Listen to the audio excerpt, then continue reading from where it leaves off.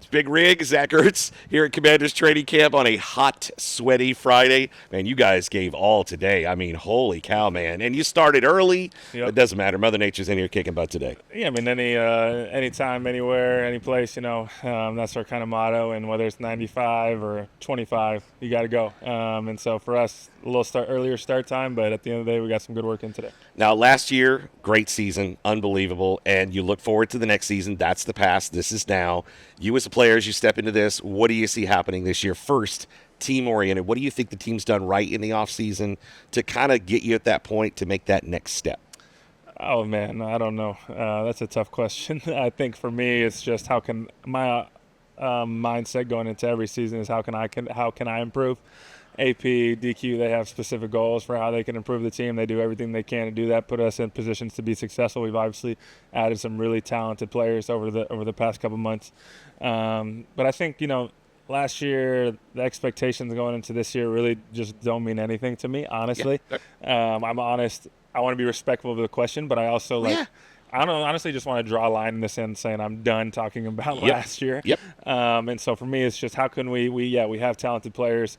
We've been together for a year now, going into our second year, but the talent really means I've been on a lot of talented teams over the years, and I've really only had the experience of winning the whole thing once. So talent doesn't win you games is the moral of the story. And so for us, it's how can we be better as a unit? How can we be better as an offense, defense, special teams? Ultimately, as a team, how can we be better? And we got to find those margins. Better together, yeah, exactly. Bottom line. Yep. Now, what do you, in the off season for you, I know every guy has a different regimen. What are the things that maybe I would like, for instance, some of the guys have a boxing coach, some do taekwondo, cardio. What do you do specifically for yourself? Is there anything out of the ordinary? I mean, I have been, my trainer is the same guy that was my college strength coach since I was 18. So I essentially he's known me my entire career, per se. And it's really just starting back with the basics. We take a few weeks off in the off season to kind of just take a deep breath after the season ends, but it's really building the body back, callousing the body. I have to take a lot of pride in how I train in the off season to give me a chance to be successful, to play 17 games. There's a lot of factors to go into playing every game. Some that are out of your control, but I'm trying to do everything I can to dominate the things that I can control. My off seasons I would say are extremely hard. Now, when you do unplug and you find that time to get away, what is your release? Some of the guys like to go out on a boat. Some guys like to read. I mean, it's really interesting how they really calm the mind. Yeah, I got 3 little kids, three under 3, so I don't know what that entails. Maybe in a few years you can ask me what unwinding looks like. Holy cow. But yeah, I mean, That's awesome. It's just, I love being a dad, first of all. I love it. It's such a blessing. We got 3 amazing little boys. And so for me, just whenever I'm out of the building, I try and be the best dad I can be, give everything I can to my family, my wife. And so for me, that is kind of the quote-unquote unwinding. I like to read books before I go to bed once the kids are down.